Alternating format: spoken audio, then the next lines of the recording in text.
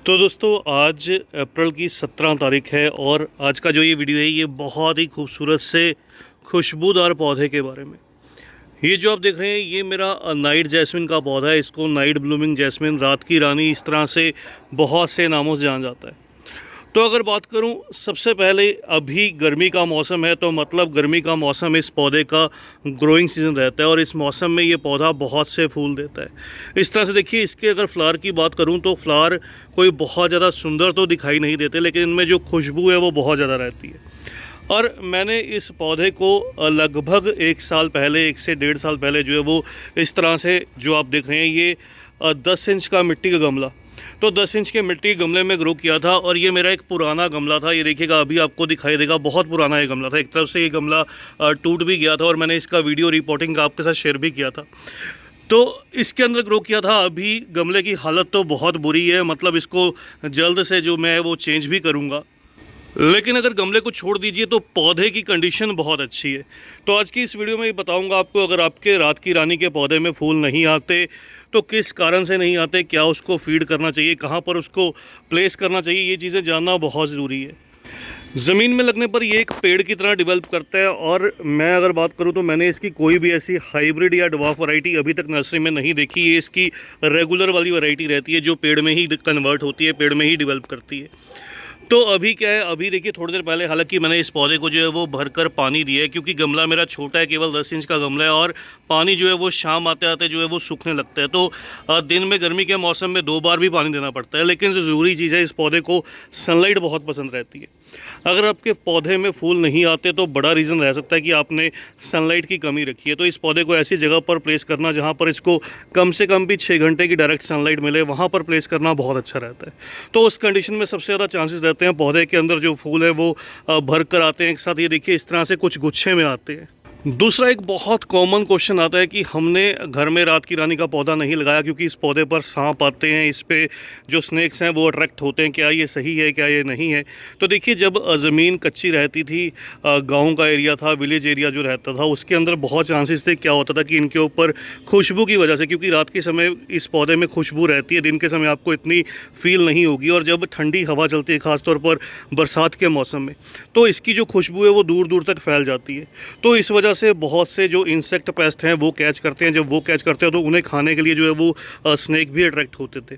तो ये एक रीज़न रहता था। लेकिन अभी क्या है, अभी शहरों में अगर बात करूं तो सिटी का एरिया जो है वो ऑलमोस्ट डेवलप हो चुके हैं, तो ये पॉसिबिलिटी नहीं रहती। और ख़ासतौर पर अगर आपने गमले में लगा दिया, उसको छत पर लगा दिया, तो बिल्कुल भी चांस नहीं रहता इस तरह का। तो इस चीज़ से बिल्कुल बेफिक्र रहिएगा, पौधे को ज़रूर से ग्रो कीजिए, बहुत सुंदर ये पौधा दिखाई देता है। मिट्टी सभी पौधों की तरह जो है वो वेल ड्रेन्ड लेनी चाहिए। मैंने वेल ड्रेन्ड मिट्टी का ही इस्तेमाल किया। एक हिस्सा मिट्टी, एक हिस्सा खाद, एक हिस्सा जो है वो रेत सैंड या बजरी का रहता है। तो इस तरह से मिट्टी इस्तेमाल की जाती है। काउडंग की क्वांटिटी अगर अच्छी रहती है तो पत्तियां जो है वो हरी हरी निकल कर आती हैं, अच्छे साइज़ में निकल कर आती हैं। और पौधा नाइट्रोजन हाई रहने से, काउडंग के अंदर क्या है, नाइट्रोजन जो है वो हाई रहती है। हाई नाइट्रोजन से क्या है, तेज़ी से ग्रो करता है। तो जिन मेरे दोस्तों की शिकायत रहती है हमारा पौधा तेज़ी से बढ़ता नहीं है, उसका एक बड़ा रीज़न रहता है या तो धूप की कमी, दूसरा नाइट्रोजन की डेफिशिएंसी। तो पौधे को अच्छी नाइट्रोजन काउडंग से मिल जाती है, इसलिए आप पुरानी जो सड़ी हुई गोबर की खाद रहती है उसका इस्तेमाल ज़रूर से कीजिएगा अपने पौधे में। इसके अलावा इन पौधों को एसिडिक जो सॉइल है पसंद रहती है। तो चलिए अब बात करते हैं, 2 चीज़ें बहुत इंपॉर्टेंट है। एक तो इस पौधे में जो प्रॉब्लम आती है वो आती है लीफ कर्ल की। इसमें जो पत्तियां हैं वो मुड़ी मुड़ी सी रहती हैं। उसका रीज़न रहता है पौधे के अंदर जो थ्रिप्स का अटैक होता है। तो थ्रिप्स से क्या होता है कि पौधे की जो पत्तियाँ हैं वो इस तरह से कई बार मुड़ी मुड़ी सी रहती हैं, श्रिंक रहती हैं। तो थ्रिप्स के अटैक को कैसे सॉल्व किया जाए, तो इस तरह से थ्रिप्स के अटैक्स को जो है वो एक तो नीम ऑयल से आप ट्रीट कर सकते हैं। लेकिन नीम ऑयल से क्या है कि जो सोल्यूशन है वो बहुत स्लो मिलता है, रिज़ल्ट आपको बहुत स्लो मिलता है। तो नीम ऑयल अगर आप स्प्रे करते हैं तो आपको 5 ml 1 लीटर पानी में जो है वो मिक्स करके अच्छे से पौधे की पत्तियों पर वीकली जो है वो स्प्रे करना होगा। दूसरा तरीका रहता है कि इस पर इंसेक्टिसाइड का स्प्रे। तो इंसेक्टिसाइड कौन सा बढ़िया रहता है, आप ऑबिरोन का स्प्रे कर सकते हैं, आप रोगोर का भी स्प्रे कर सकते हैं। रोगोर बहुत कम दाम में मिल जाता है, तो आप उसका स्प्रे कीजिए। केवल 50 से 60 रुपये में छोटी जो पैकिंग है रोगोर की, हर एक सीड शॉप में अवेलेबल रहती है। चलिए अब बात करते हैं फर्टिलाइज़र के बारे में। तो ये देखिए यहाँ पर मैंने कुछ 1 लीटर जो है वो पानी लिए।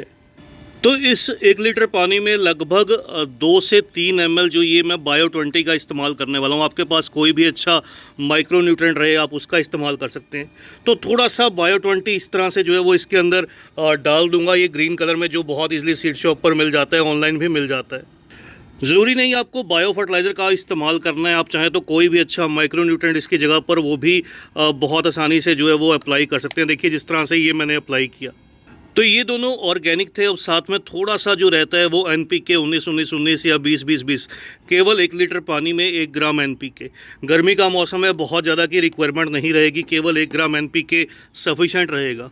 तो इस तरह से इन चीज़ों को अच्छे से जो है वो मिक्स कर लेना है आपको 5-10 मिनट के लिए अच्छे से इसको जो है वो डिज़ोल्व कर लीजिए या फिर रात के समय इसको बनाकर छोड़ दीजिए। जितने भी पौधों में आप देना चाहते हैं उस हिसाब से जो क्वांटिटी है वो डिज़ोल्व कर लीजिए। और या तो सुबह-सुबह के समय या शाम के समय थोड़ा-सा इस तरह से देखिए पौधे के अंदर गमले की मिट्टी में डाल दीजिए, थोड़ा-सा इसके ऊपर जो है वो स्प्रे कर दीजिए। तो ये काम बहुत ज़रूरी रहता है, इसको इस्तेमाल करने से आपका पौधा बहुत अच्छे से फूल देगा और रुकी हुई ग्रोथ भी चल जाएगी। तो बस दोस्तों आज की इस छोटी-सी वीडियो में इतना ही, जल्द ही मिलते हैं किसी और नए टॉपिक के साथ, किसी और नई वीडियो के साथ। तब तक के लिए bye, happy gardening, take care.